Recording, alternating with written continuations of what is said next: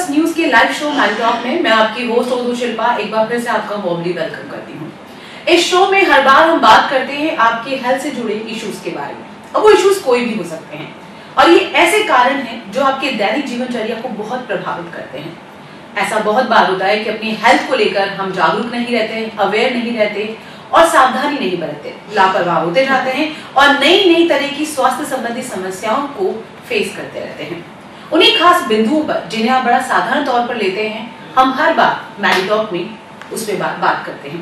बात करने के लिए एक विशेषज्ञ हमारे साथ होते हैं, एक ऐसे स्पेसिफाइड डॉक्टर होते हैं जो उस खास विषय पर, उस मुद्दे पर आपसे सीधे ऑनलाइन भी बात करते हैं। आप फोन करके उनसे बात कर सकते हैं सीधे तौर पर। ये एक लाइव शो है, सिर्फ आपके लिए बनाया गया है, जिसमें आप अपने हेल्थ इश्यूज डिस्कस कर सकते हैं और हर बार एक खास नया विषय होता है। आज हम जिनसे बात करने वाले हैं, आप हैं joint specialist orthoscopy doctor Siddharth Johar. Sir, आपका हमारे शो में बहुत बहुत स्वागत है। आज हम बात करने वाले हैं जॉइंट रिप्लेसमेंट और ऑर्थोस्कोपी के बारे में। तो सबसे पहले मैं जानना चाहूंगी कि जॉइंट रिप्लेसमेंट है क्या और बॉडी के किन किन पार्ट्स में होता है।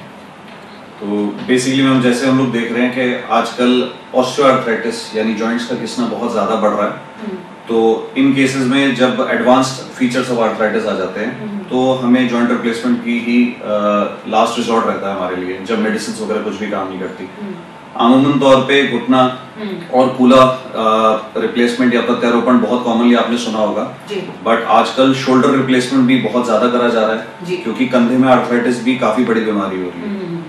अच्छा, मैं यहाँ पे सबसे पहले साधारण मुद्दे पर बात करती हूँ, घुटने को लेकर। एक साधारण सा सवाल जो हम आमतौर पे भाषा इस्तेमाल करते हैं कि घुटने में ना ऑयल खत्म हो गया, ग्रीस खत्म हो गया, ये क्या चीज है?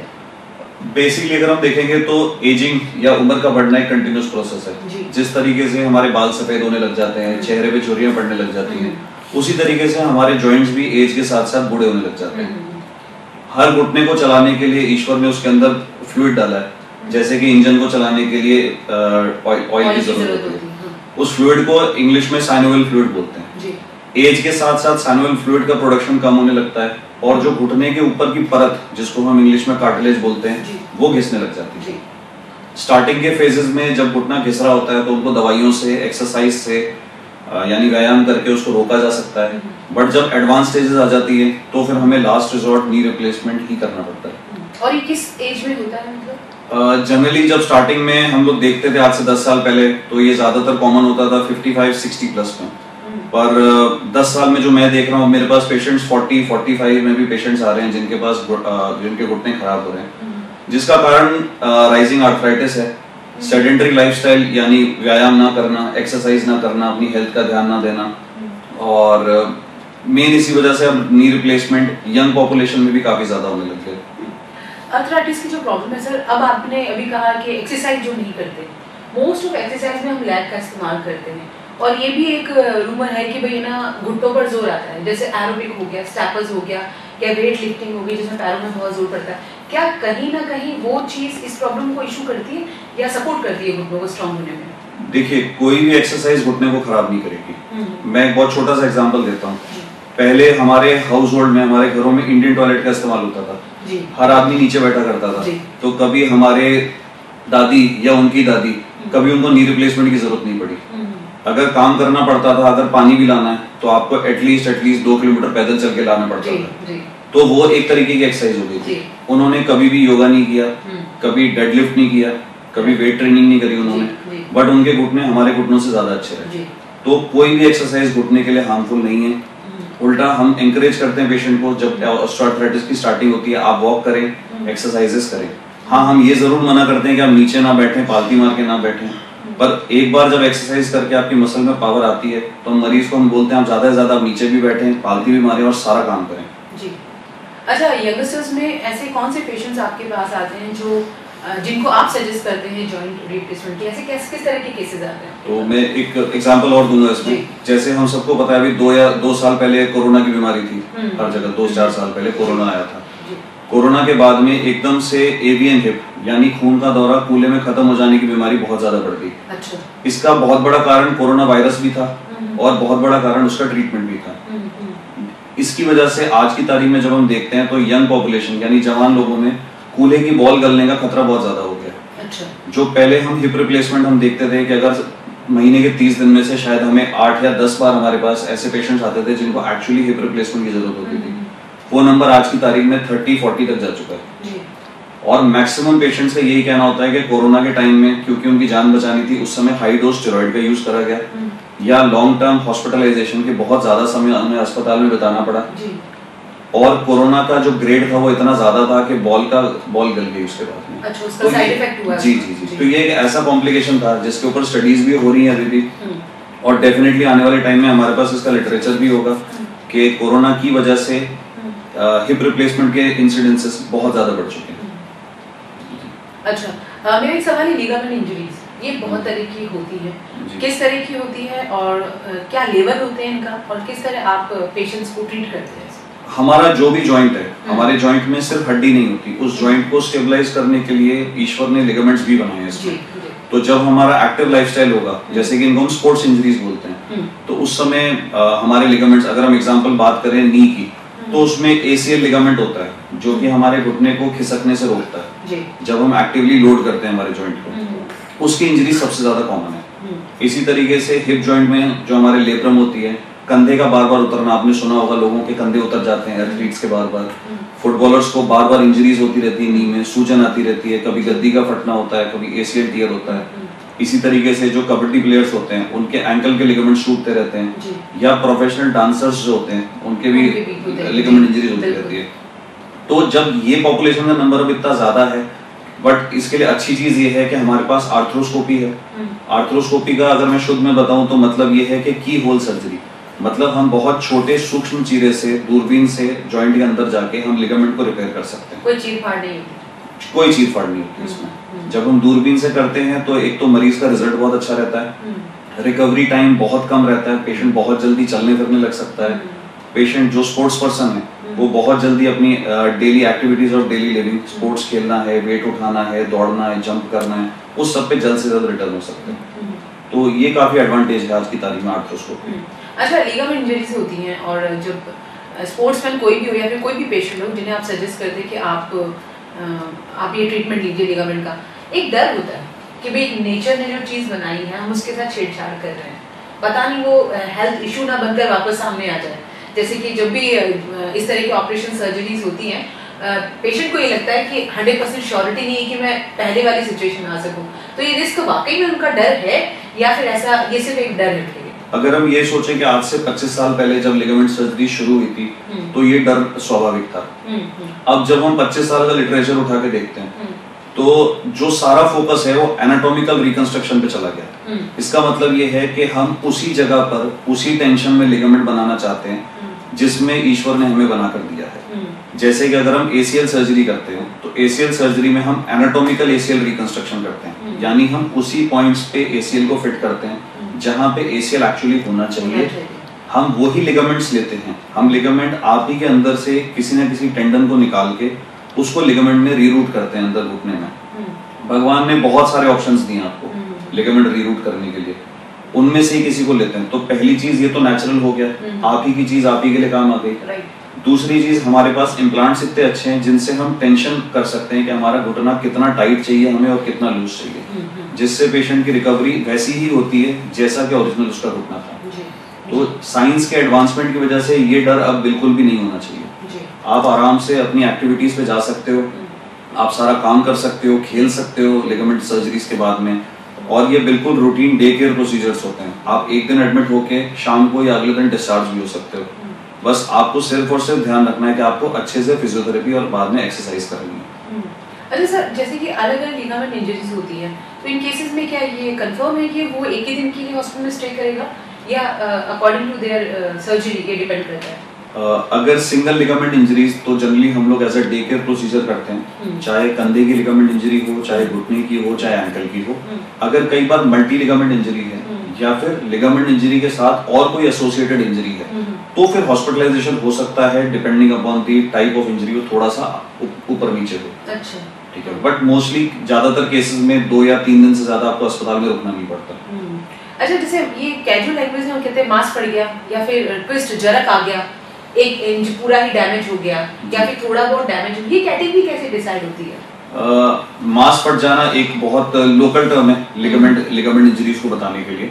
इसका डायग्नोसिस एमआरआई पे होता है। एमआरआई पे आपको एक्चुअली पता पड़ता है कि क्या सिर्फ लिगामेंट में चोट है या उसके साथ में आपका कार्टिलेज, जैसा कि मैंने बताया हड्डी के ऊपर की परत जो होती है उसमें डैमेज है। साथ में कई बार आपके वॉशर होते हैं वो भी डैमेज हो जाते हैं, पर इन सब चीजों को आसानी से रिपेयर किया जा सकता है और आसानी से ठीक करा जा सकता है। अब ऑर्थोस्कोपी के बारे में बात करते हैं। साधारण तौर पर मैं दर्शकों को बताना चाहूंगी, दूरबीन रिलेटेड यानी दूरबीन से जो ट्रीटमेंट किए जाते हैं वो इस प्रक्रिया में आते हैं। तो पहले तो मैं जानना चाहूंगी ये पद्धति कितनी खर्चीली है, ये अफोर्डेबल है लोगों के लिए? देखिए, मैं हमेशा समझता हूँ हम लोग बहुत लकी हैं कि हम लोग राजस्थान में पैदा हुए और हम जोधपुर में रह रहे हैं। इसका बहुत बड़ा रीजन है कि अपनी पहली स्टेट थी जिसने फ्री इलाज देना स्टार्ट किया, जो कि मेरी नजर में इससे अच्छा स्टेप कुछ नहीं हो सकता। बेसिक राइट हर बंदे की is right to health. Right to health सबके लिए फ्री होना चाहिए और हमारे मुख्यमंत्री, हमारे प्रधानमंत्री इस चीज के लिए रेगुलर दिन और रात प्रयास कर रहे हैं कि सबके लिए फ्री हो। तो पहली चीज, खर्चे का तो राजस्थान में क्वेश्चन होता ही नहीं है। सारी लिगामेंट सर्जरीज कोई भी किसी भी प्रकार की अपनी जो माँ योजना है, मुख्यमंत्री आयुष्मान आरोग्य योजना है, उसमें कवर हो सकती है। अगर कोई रेयर इंजरी हो सकता है, अगर नहीं कवर हो तो डॉक्टर्स हमारे यहाँ के इतने अच्छे हैं जो पेशेंट्स को हेल्प कर लेते हैं और ऐसा नहीं है कि भी बहुत ज्यादा खर्चा करना है या फिर आपको कहीं और जाने की जरूरत है लिगामेंट इंजरीज के लिए। पहले ही हुआ करता था कि हमें सिर्फ अहमदाबाद तक कि कोई भी इनकेस कोई भी इंजरी है just we need to go to Ahmedabad, लेकिन अब आपके कहने के हिसाब से मतलब जोधपुर में सारी फैसिलिटीज है। मुझे ऐसा लगता है हम लोग, मैं, मेरे साथी जो हमारे एज ग्रुप के हैं प्लस हमारे सीनियर्स जो हमें गाइड कर रहे हैं, हम लोग दिन और रात इसी चीज के लिए काम कर रहे हैं कि किसी भी मरीज को इलाज के लिए यहाँ से 7 घंटा 8 घंटा ट्रैवल ना करना पड़े। हम लोग हमेशा यही मानते हैं ऑपरेशन आपने जिससे कराया है बाद में आपको उसी डॉक्टर को दिखाना है। तो आज मरीज अगर 7 या 8 घंटे ट्रैवल करके जाएगा तो उसके ऊपर ये भी अपने आप में एक फाइनेंशियल बोझ है। इलाज का खर्चा, उसके बाद आने जाने का खर्चा प्लस मेंटल स्ट्रेस। तो जब ये सारी चीजें यहाँ पर हम लोग निःशुल्क करके दे सकते हैं तो किसी भी मरीज को जाने की जरूरत नहीं, और हम लोग रिजल्ट्स उनके बराबर या मैं कहूँगा हम उनसे थोड़े से अच्छे ही दे रहे हैं।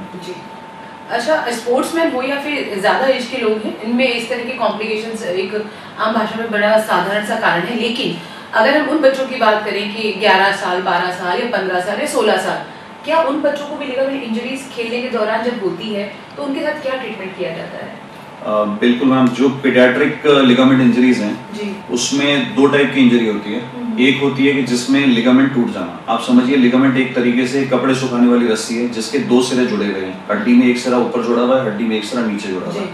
मान लीजिए एक सिरा उखड़ जाता है तो हम उस लिगामेंट इंजरी को आर्थ्रोस्कोपी से बिना जॉइंट के अंदर कोई इम्प्लांट डाले हम उसको फिक्स कर सकते हैं, जिसके रिजल्ट्स बहुत ही बेहतरीन होते हैं और वो लिगामेंट बिल्कुल वैसे ही बिहेव करता है जैसे उसको बिना टूटे हुए बिहेव करना चाहिए था। दूसरी जो इंजरीज होती हैं बच्चों में, जो कि काफी रेयर होती हैं, जो एडल्ट्स में ज्यादा होती है, कि लिगामेंट बीच में से टूट के 2 भाग में अलग हो गया। तो आज की तारीख में एक नया कॉन्सेप्ट है जिसको हम बोलते हैं ACL रिपेयर। अभी तक हम लोग सारी बात कर रहे थे कि हम लिगामेंट को नया बनाएंगे। अब हम लोग जो कर रहे हैं नई चीज वो है ACL रिपेयर। हम लिगामेंट को अंदर जाके दूरबीन से उसको रिपेयर कर रहे हैं। आप समझिए एक बात, ये छोटे बच्चे, इनकी ग्रोइंग एज है। आज बच्चों की ग्रोथ 17-18 साल तक कंप्लीट होगी। हम उससे पहले नहीं चाहते हैं हम हड्डी के साथ कोई भी छेड़छाड़ करें जिसकी वजह से आगे जाके बच्चों के पैर टेढ़े होने का रिस्क रहे या कुछ रहे। इसलिए ऐसे बच्चों के लिए ACL रिपेयर एक वरदान है एक तरीके से।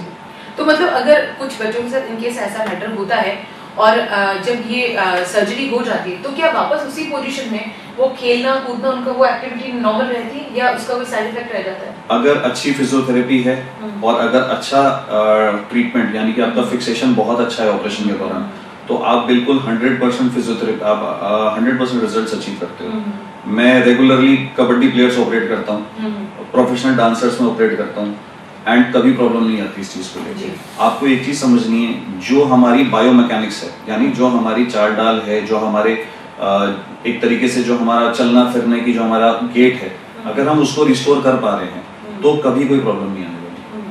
अच्छा, ओबेसिटी से जुड़े केसेस जो मेरे ख्याल से आपके पास आते होंगे जो कहीं ना कहीं घुटने को इम्पैक्ट करते हैं, ऐसे केसेस आते हैं आपके पास? हाँ जी मैम, बिल्कुल। ओबेसिटी भी एक तरीके से बहुत बढ़ती हुई चीज है। बहुत सारे पेशेंट्स ओबेसिटी से ग्रसित हैं।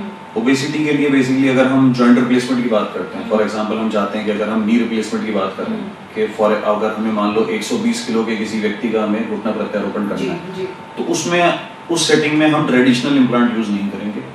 हम स्पेशलाइज्ड इम्प्लांट है, हम उसका प्रयोग करेंगे जिसकी वजह से वो इम्प्लांट उस व्यक्ति का वजन उठा पाए। स्पेशलाइज्ड और उसमें ट्रेडिशन में क्या फर्क है? आप समझिए, जैसे जब हम घुटना बदलते हैं तो हम जब नॉर्मल टीबिया, एक फीमर है और एक टीबिया है, अच्छा। 2 तरीके के इम्प्लांट हैं। जब हम चाह रहे हैं कि ये हमारी जो टीबिया है ये रहे और ये इम्प्लांट वजन उठा ले, तो हम चाहते हैं कि इसमें हम एक एक्सटेंशन रॉड यूज कर लें।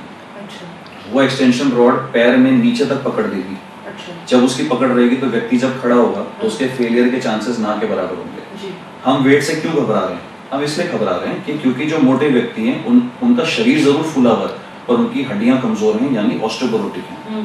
तो हम चाहते हैं कि हमारे पास एक ऐसा फिक्सेशन हो जो हमें लंबे से लंबे समय दे दे और मरीज को इतनी सुविधा दे दे कि वो चल फिर पाए, दौड़ पाए और अगर वो चाहे तो अपना वजन भी कम कर पाए।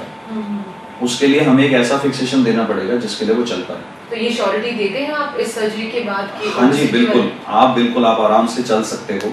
जनरली जब मैं घुटना प्रत्यारोपण करता हूँ, मरीज 5 से 6 घंटे बाद खड़ा होकर चलता है। मरीज 3rd डे पालती लगा के बैठ सकता है। अच्छा। बेड पे। हाँ। जमीन पे पालती लगा के बैठना हम 1 महीने तक एडवाइस नहीं करते क्योंकि हम चाहते हैं कि जो भी हमारा मांस है अंदर का एक बार वो अच्छे से भर जाए। महीने भर बाद आप नीचे पालती मार के बैठ सकते हो। आप 2nd या 3rd डे से सीढ़ी चढ़ सकते हो आराम से, ठीक है ना। इवन पेशेंट्स, जैसे हम लोग एंकरेज करते हैं कि हमें वीडियो भेजो, तो कई पेशेंट्स हैं जिनको 3 दिन बाद हम देखते हैं कि किचन में जाके काम कर रहे हैं, चाय बना रहे हैं, खाना उतार रहे हैं। और सबसे इम्पोर्टेंट चीज, मरीज को सबसे ज्यादा डर किस चीज से लगता है? दर्द से। तो ये दर्द रहित होता है। अच्छा। आज की तारीख में पेशेंट्स को पेन ना के बराबर होता है। मैं ये नहीं कहूंगा कि 0 दर्द होता है, बट हाँ ना के बराबर दर्द होता है क्योंकि हमारे एनेस्थेटिस्ट इतने अच्छे हैं, हमारे पास पेन कंट्रोलिंग मोडालिटीज इतनी अच्छी हैं कि पेशेंट इसीलिए बहुत जल्दी रिकवर कर लेता है। घुटने का तो ठीक है, मेरी समझ में आता है, एक जेनाइन से रीजंस भी दिखते हैं, सिम्टम भी दिखते हैं। कूल्हा प्रत्यारोपण, मैं जानना चाहती हूँ कि जैसे आपने कहा कि घुटने वाले पेशेंट्स को आप बैठने के लिए सजेशन नहीं देते, नीचे बैठने के लिए? नहीं, मैं देता हूँ सजेशन। नहीं, पर आखिर 1 महीना हम उन्हें ये प्रिकॉशंस देते हैं कि आप इस पे ध्यान दीजिए। हाँ, लेकिन कूल्हा प्रत्यारोपण यानी बैक पोर्शन का एक पार्ट है जहाँ पूरी सिटिंग ही देते हैं। हाँ। तो उस पेशेंट को कैसे ट्रीट किया जाता है? वो कैसे अपना ये रिकवरी टाइम निकालता है? सिमिलरली इसी तरीके से हिप रिप्लेसमेंट भी पेनलेस ही होता है। कूल्हा प्रत्यारोपण के बाद में आप सेम डे शाम को खड़े होकर चल सकते हैं। उनका लेटना बैठना वो सब किसी तरीके का कोई परहेज नहीं होता। अच्छा। आप अगर चाहें तो कुछ टाइम, देखो हम 1 महीने के लिए क्यों मना कर रहे हैं मरीज को? हम इसलिए मना कर रहे हैं कि अभी हमने जो भी मांसपेशियां हैं जिनके साथ जो भी छेड़छाड़ हुई है उनको भरने के लिए 1 महीने का हम समय देते हैं कि वो मजबूत हो जाए ताकि डिसलोकेशन या सर्जरी का फेलियर ना हो।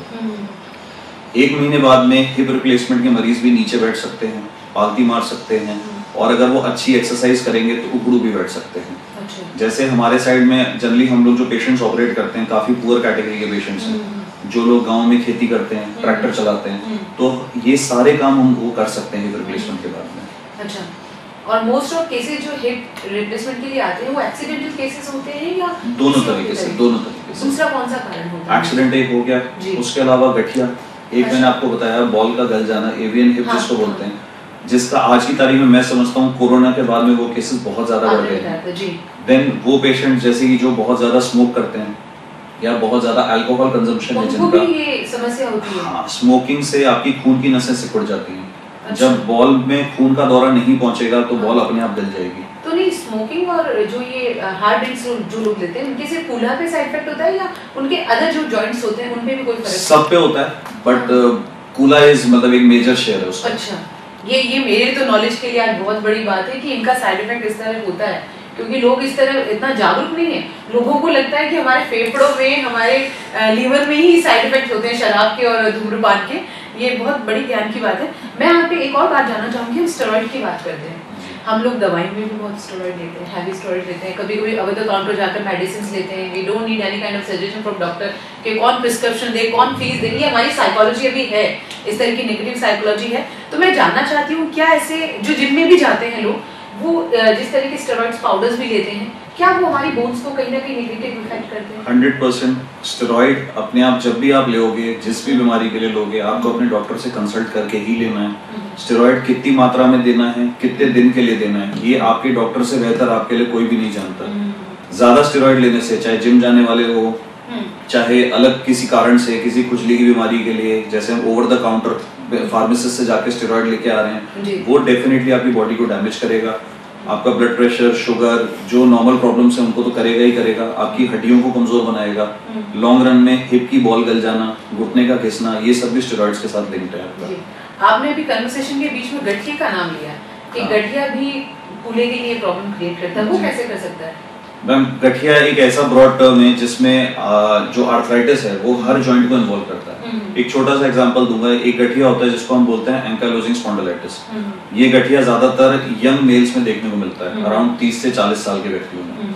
धीरे धीरे उसमें कमर की हड्डियां जाम होने लग जाती हैं और कूल्हे की हड्डियां जाम होने लग जाती हैं। जाम होने से मेरा मतलब, अगर उस व्यक्ति को आप बोलोगे कि जमीन पे से आपको कुछ सामान उठाना है तो वो झुक के सामान भी नहीं उठा सकता। ऐसे व्यक्तियों में जॉइंट फ्यूज हो जाता है आपका। अच्छा। कहने का मतलब है कि जॉइंट में बिल्कुल भी गैप नहीं बचा, उसमें बिल्कुल भी मूवमेंट नहीं है। तो ऐसा व्यक्ति जब चल नहीं पाएगा, वो बैठ नहीं पाएगा, जमीन पे नहीं बैठ पाएगा, अपनी दिनचर्या कैसे निकालेगा? ऐसे व्यक्ति को हम हिप रिप्लेसमेंट करके नॉर्मल लाइफस्टाइल रिस्टोर कर सकते हैं। बाद में उनको दवाइयां लेनी पड़ती हैं जिससे उनके बाकी जॉइंट्स भी स्टिफ होने से बचते हैं।